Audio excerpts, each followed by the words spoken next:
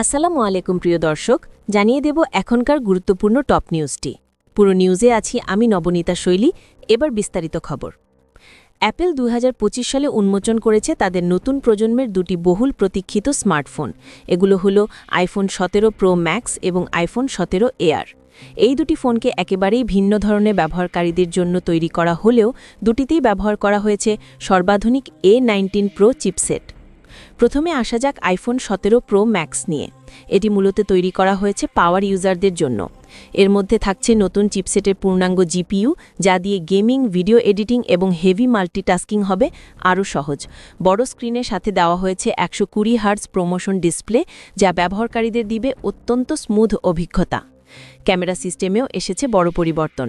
এতে রয়েছে উন্নত ত্রিমুখী লেন্স সেটআপ, যার মধ্যে আছে ওয়াইড, আল্ট্রা ওয়াইড এবং টেলিফোটো লেন্স।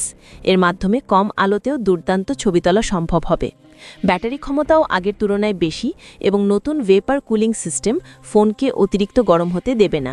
তবে আকারে বড় হওয়ায় এটি কিছুটা ভারী মনে হতে পারে। এবার আসি আইফোন 17 এয়ার নিয়ে।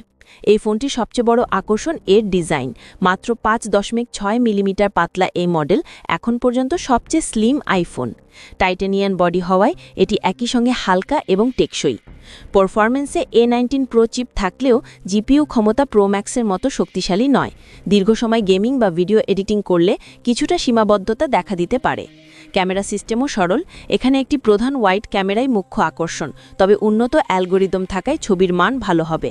পাতলা বডির কারণে ব্যাটারি ক্ষমতা তুলনামূলকভাবে কম, ফলে চার্জ দ্রুত শেষ হয়ে যেতে পারে। যারা হালকা, স্টাইলিশ এবং সহজে বহনযোগ্য ফোন চান, তাদের জন্য এটি একটি উপযুক্ত বিকল্প। দাম নিয়েও জানিয়ে দিই, মালয়েশিয়া বাজারে আইফোন 17 এয়ারের দাম শুরু হয়েছে 4,999 রিঙ্গিত থেকে এবং সর্বোচ্চ 1 টেরাবাইট মডেলের দাম 6,999 রিঙ্গিত। আন্তর্জাতিক বাজারেও প্রোম্যাক্সের দাম এয়ারের তুলনায় বেশি থাকবে বলে ধারণা করা হচ্ছে। প্রিয় দর্শক, এই ছিল এখনকার গুরুত্বপূর্ণ নিউজ।